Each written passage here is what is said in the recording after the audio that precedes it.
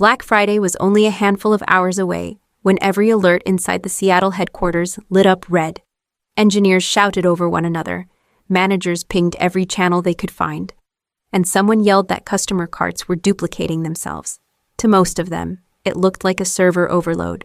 To the few who knew better, every failure pointed to the same foundation, the sync engine I built. The engine only I ever truly understood. And the collapse began with one email they sent me while I was in Bali, accusing me of using too many vacation days. I remember opening that email on a quiet morning, the kind where the world feels far away.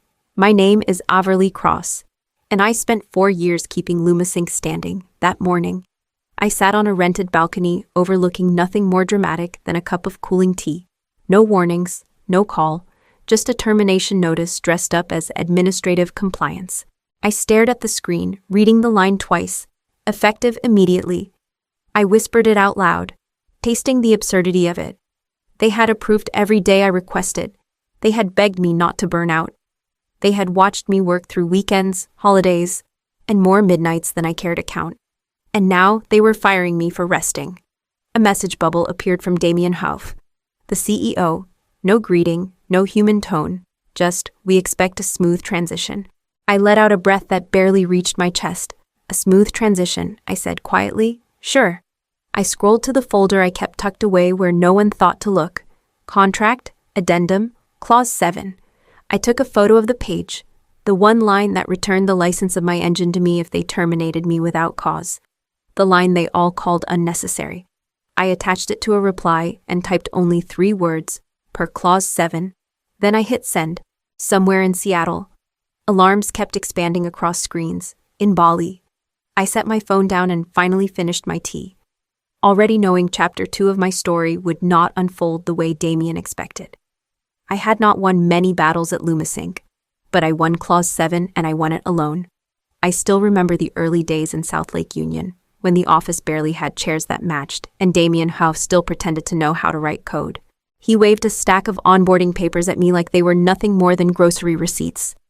Standard contract, he said. We move fast here, Averly. No need for extra legal padding. I scanned the documents anyway. I want a licensing clause for the sync engine. If I build it under my own LLC, the rights stay with me unless we negotiate otherwise. Damien laughed under his breath. You think we're going to steal your code? We are a family. Remember, beside him, Holly from HR pushed her glasses up her nose. This level of protection isn't typical for new hires. It complicates payroll and intellectual property tracking. It protects me, I said. And it protects you if I ever leave. Damien rolled his eyes. Leave? You just got here.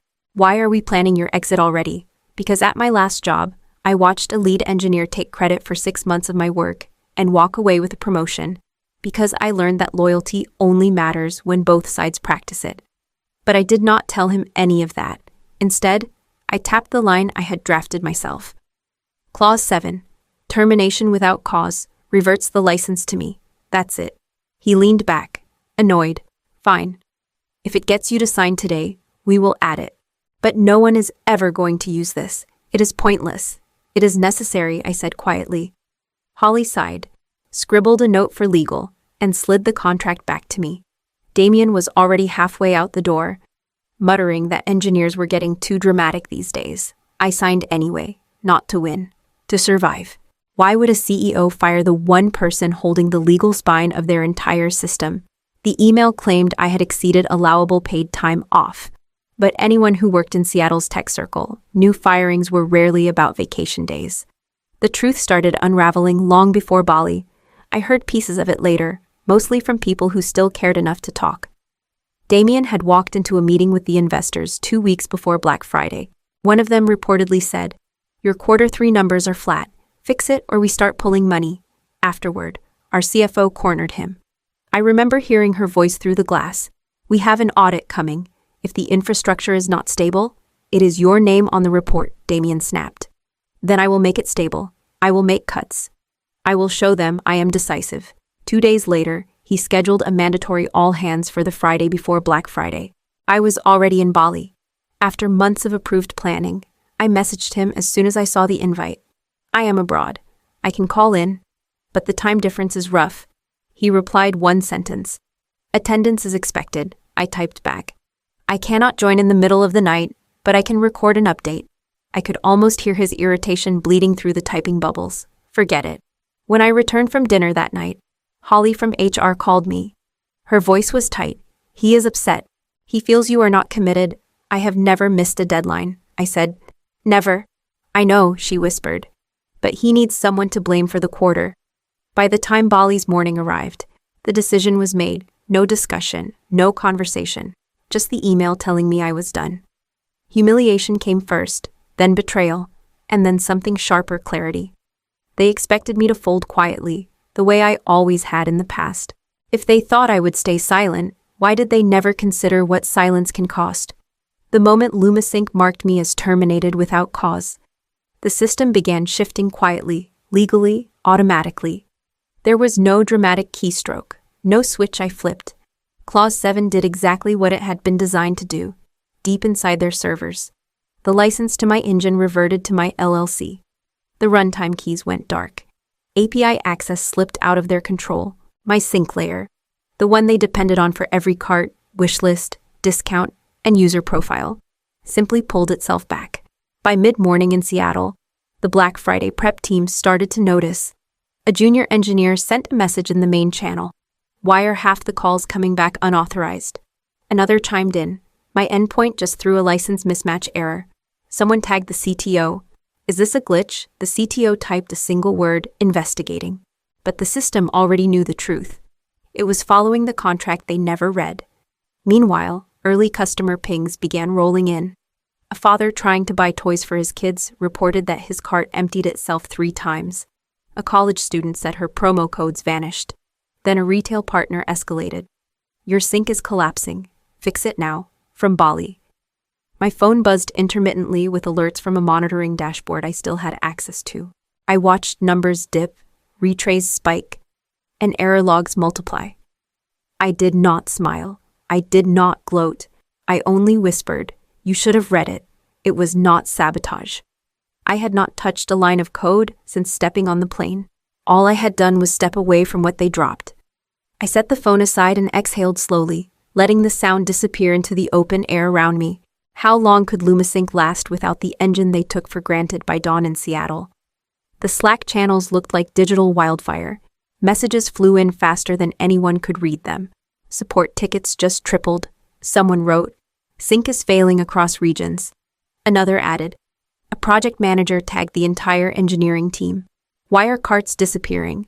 Customers are furious. Within minutes, screenshots poured in. A parent trying to check out had lost her cart twice. A teenager claimed every promo code returned an error. One message from a major retail partner hit harder than the rest. If this is not resolved immediately, we will reconsider our contract. The CFO, Miriam Lowe, stormed into the engineering floor. Do you understand what day it is? She snapped. Black Friday starts in less than 8 hours. We cannot afford even a 10-minute outage. The CTO swallowed hard. We are trying, Miriam. But every endpoint is throwing a license violation. License, she repeated. Why would there be a license issue? A junior engineer looked up from his screen. The errors started around the same time Averly Cross was marked. Terminated. Silence. Heavy and instant. Open her contract, Miriam said. Now. Someone in legal pulled it up on their tablet. Pages scrolled. Fingers froze. The color drained from her face. Oh no, the legal counsel whispered. Clause 7 is enforceable. We are in violation. Miriam pressed her hand to her forehead. Damien fired her without cause. He said it would be clean. He said she would not fight it. Another burst of Slack messages erupted. Server load rising, retries failing, users threatening refunds. In Bali. My phone buzzed again, but I let it ring. The storm they started was finally reaching its center. What happens when a chief executive officer realizes the only person who can save him already warned him once Damien called? Then texted. Then begged. I let every notification fade into silence. My phone vibrated so often it felt like a pulse that did not belong to me. The first voicemail was from the chief technology officer, Rowan. Averly, please call back. We need insight into the license errors. Just a few minutes. Please. The second came from Holly in HR. I know you are upset. And you have every right to be, but the timing is catastrophic. Can we talk, then legal? This is Amanda from Compliance.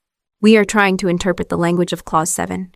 If you could clarify, I ended the message before she finished saying clarify. Guilt tugged at the edge of my ribs. I knew the engineers trapped inside that building. I knew who would be blamed first, who would be blamed last. I remembered late nights in the Seattle office when the heating cut out, and I was still at my desk, rewriting the sync layer alone while Damien entertained investors upstairs. I remembered Rowan once saying, "If you quit, this place falls apart." Then he laughed like it was a joke. A new call came in. Damien this time. "Averly, this is getting out of hand. Be reasonable." I let it go to voicemail. When it stopped ringing, I finally spoke aloud. Not to him, but to myself. Reasonable was what I gave you for 4 years. Another voicemail arrived seconds later. Damien again. His tone cracked. "I am asking you as a teammate, as a friend. Help us stabilize this. Name your terms." So I wrote them down. One by one, prepaid consulting for a minimum of 6 hours. Acknowledgement of my intellectual property. And a public correction stating the engine belonged to me, not LumaSync. I sent the list with no greeting and no apology. If power could shift this fast, what was stopping me from rewriting everything about my future? While LumaSync unraveled, I sent 3 quiet messages to the only people who had ever fought for my work. No explanations, no details. Just, "Are you open to talking?" Leora Hale replied first. She had been our user experience lead before Damien reassigned her under someone half her age with a borrowed accent. Her message came in fast. "If you are involved." "I am in. What are we building?" Next was Bram O'Connell, the back-end engineer who once rebuilt an entire failover system while Damien was at a networking retreat. He wrote, "Tell me there is a chance to do things correctly this time." Finally, Marisol Vega. She could find a bug in a dream and wake up with the exact line number. Her response was simple. Name the place, name the time. I stared at the 3 messages, a warmth cutting through the cold I had been carrying. These were the people who stayed late with me, who argued for design integrity, who pushed for security instead of speed. They understood effort, the kind that did not fit on a presentation slide. We jumped into a call, voices layering over one another as ideas spilled out. Bram said, "Start cleaner, start modular," Leora added. "Transparent user control, no hidden sync behavior." Marisol leaned in. "And real testing, not whatever Damien called testing." I let myself breathe. If we build this, it is ours. No more erasing, no more begging for permission. There was a brief silence, not hesitant but full of possibility. A new email landed in my inbox mid-call. The subject line stopped me. "Averly Cross is the original architect available for a conversation." It was from ApexNet Systems, a major competitor along the Seattle tech corridor. I looked back at my friends. What if walking away from one empire meant building something better? The leaked boardroom video hit the internet before noon, and Damien's career ended before dinner. Someone had recorded him pacing at the head of the table, face red, voice sharp enough to cut drywall. "This is not my fault," he shouted. "Engineering failed, legal failed, everyone failed except me." A woman's voice in the room tried to break in. "Damien, the contract." He slammed a tablet onto the table. "Do not bring up Clause 7 again. She was replaceable." The clip cut off there, but it was enough. Within an hour, the comments were brutal. People reposted it with captions like, "This is leadership and Black Friday meltdown of the year." Major partners issued formal statements, distancing themselves from LumaSync. One pulled the plug entirely, citing breach of trust and performance instability. By mid-afternoon, an investor emailed the board demanding an emergency vote to review Damien's authority. That email leaked too. Then came the twist I did not expect. Someone posted a clean screenshot of Clause 7, the exact image I had sent Damien from Bali. No caption, just the clause itself. Thousands reshared it, pointing out that the engine had always belonged to me. "Meet the architect," one post said, "the silent backbone." I sat on the edge of my bed, phone in hand, watching the world dissect a story they barely knew. A text from Rowan arrived. "He has been suspended. They are investigating everything." I typed nothing back. I did not feel victory or triumph. I felt something lighter, a slow, steady exhale, after holding my breath for too many years. Notifications kept rolling. each one marking another fracture in the company that had insisted I was invisible. If the storm was finally breaking around LumaSync, I needed to decide what I would allow to take shape in its place. The competitor did not pitch, they listened, truly listened. That alone set ApexNet systems miles apart from LumaSync. When the video call connected, the ApexNet Chief Technology Officer, a calm man named Victor Lane, greeted me with a nod. "Averly Cross," he said, "we have followed your work for years. We would like to understand what you want, not what we should persuade you to accept." I leaned back slightly. What I want is autonomy, my own intellectual property, and space to build a system without shortcuts. Victor exchanged a glance with the product director beside him.